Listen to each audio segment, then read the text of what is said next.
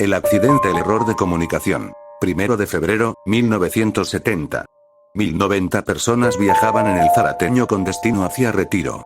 Eran cerca de las 20 cuando el coche se detuvo cerca de la localidad de Benavídez por desperfectos técnicos. Simultáneamente, venía desde Tucumán hacia el mismo destino el tren N1016, Estrella del Norte, que había partido hacia Buenos Aires el día anterior. A raíz de una simple falla de comunicación, debían avisar al tren de zona norte. Cuando la formación proveniente de Tucumán pasara por Pacheco, se produjo la mayor tragedia de la historia ferroviaria argentina.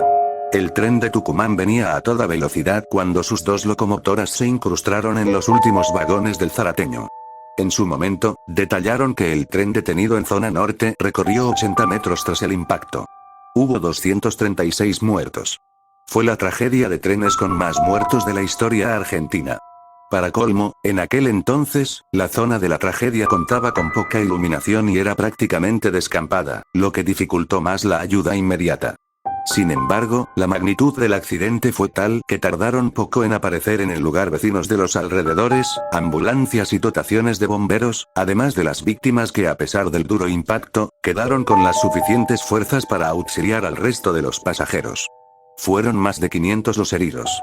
Ese domingo de 1970, mientras el dictador Juan Carlos Onganía gobernaba el país, el tren proveniente de Tucumán contaba con un atraso de casi una hora. De hecho, según constataron posteriormente en el cronograma, debía pasar por Zárate incluso antes que la formación del hoy ramal Belgrano Norte.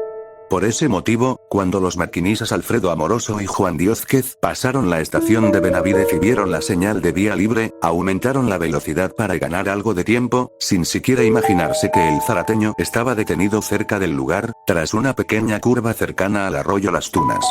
Solo pasaron 2 minutos desde que la formación que regresaba de Tucumán pasó Benavídez e impactó contra el tren detenido, a una velocidad de 105 km por hora. La colisión se produjo por un error de comunicación. Dos operadores no avisaron que una formación estaba detenida en Benavídez. La colisión se produjo por un error de comunicación. Dos operadores no avisaron que una formación estaba detenida en Benavídez. Como si fuera poco, al rato de la tragedia comenzó una fuerte tormenta que dificultó las tareas de auxilio, ya que se debía atravesar un viejo tramo de la Ruta 9 hasta el ferrocarril. Por ese motivo, contaron que tuvieron que pedir la ayuda de hasta tractores de la municipalidad para arrastrar las ambulancias y las autobombas. La mañana del 2 de febrero, el hospital de San Fernando estaba colmado y los dos operarios de la estación Benavídez que no comunicaron la situación fueron detenidos por negligencia. Muchos de los sobrevivientes que prestaron testimonio, contaron la tragedia gracias a esas casualidades de película. Jaime Pina, 16, por ejemplo, quizás no se hubiera salvado si en vez de febrero, la tragedia ocurría en julio. Resulta que como era un día de mucho calor, viajó en la plataforma del vagón, una de las zonas menos afectadas, ya que era uno de los únicos lugares del tren en los que corría aire. El tren proveniente de Tucumán venía a más de 105 km por hora. Por el impacto, el Zarateño recorrió 80 metros. Por su parte, Heidi Enica tenía tan solo 1 año y medio el día del accidente. Recién en el 2020 contó lo que le había relatado su padre del fatídico día. Minutos antes del accidente, la niña iba sentada a upa de su madre y pidió algo, no recuerdan qué, lo que devino en que termine sentada entre las piernas de su papá, que solo se quebró la tibia y el peroné. Su madre, en cambio, falleció al instante. Algunos sobrevivientes contaron en distintas oportunidades que habían sido visitados personalmente por Juan Carlos Onganía, quien prometió indemnizaciones que nunca recibieron. Además, la tragedia le permitió al dictador aprovechar la situación para clausurar la revista Así, que dirigía Héctor Ricardo García.